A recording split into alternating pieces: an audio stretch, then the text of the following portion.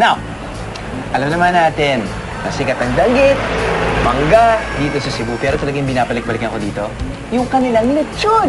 Malutong, masarap, malinamnam. O, ako na sinasabi ng malinamnam para i-justify lang para kainin siya, no? Yes. Pero, meron din sila tinatawag na lechonok. Ano ba itong pinagkakagulan ng mga Cebuanos na lechonok? Kuya Daniel, ano po ba ang lechonok? Alam ko lechon manok. Opo. Yun yung ginigrill na iniihaw na manok. Buo pong manok. Buong manok. Itong lecho manok, ano po pinagkaibahan? Yung pinagkaibahan niya po niya is, ang ginawa po namin is, pinasok po namin siya sa loob ng lechon. So, kaya naging Lechonok. manok. Lechonok. Okay po, simulan na po natin. Okay, unahin po natin yung sahog. Kitchen. Subetsin, Opo. asin Opo. sa loob. Bawang po. Bawang. Madaming bawang at madaming ano rin yan. Okay. Dahon.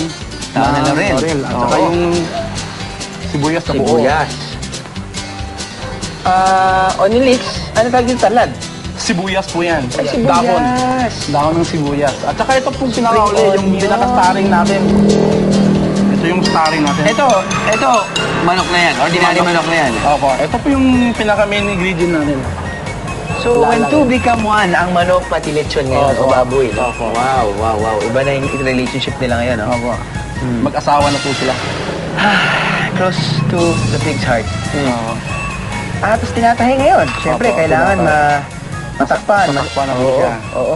Ay, siguro mga ginagawa yung kanya mo.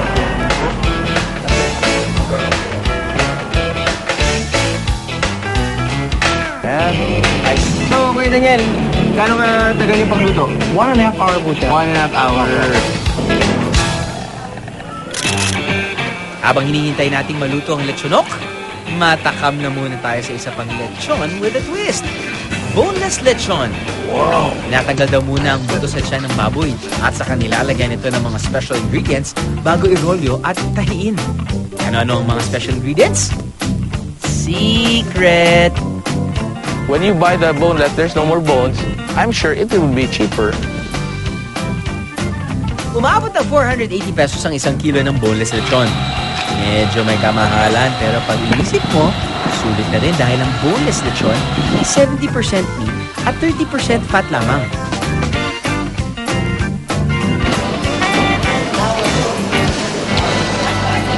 Nagulat ako. Wala ng buto. Para naman sa mga naghahanap ng konting sipa, ika nga. Sa kanilang lechon, the Cebuanos got it right with their spicy lechon. Ang nagpapaanghang dito ay walang iba kundi sili. Ang organic lechon naman ng Zubuchon ang natikman ng kilalang foodie na si Chef Anthony Bourdain nang bumisita siya sa Cebu. Wala siyang MSG, walang ingredients that shortcut the process, no? Ang hinahanap niya is true, real food, and I think that's what he found with the lechon. Sagarin nyo na rin ang inyong lechon feast with other lechon dishes. O ano mga biyahero, na lechon overload na ba kayo?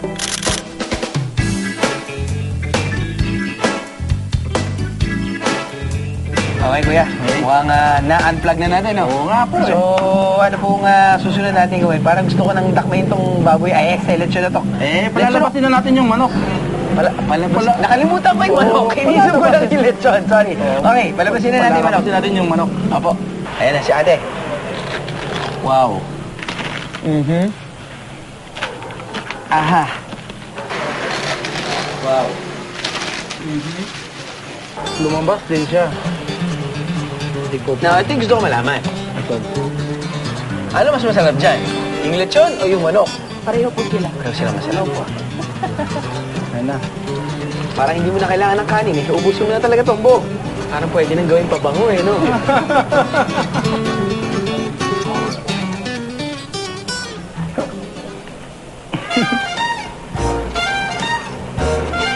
Pwede. Napunta rin talaga sa loob niya yung spices, pati ano eh, no?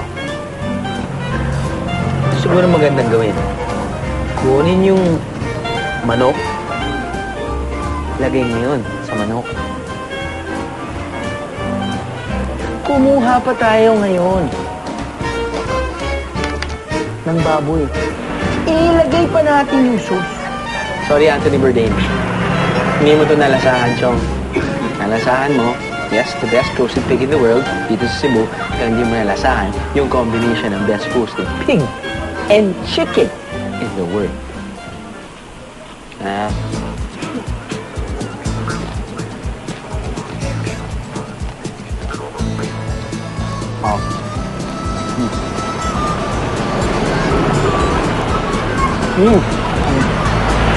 Lechon in itself, fantastic na. I mean, solid na eh. Alam mo na yun eh.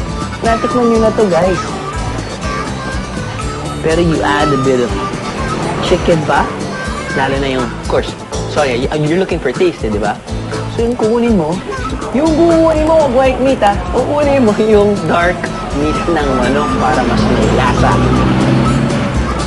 Grilled.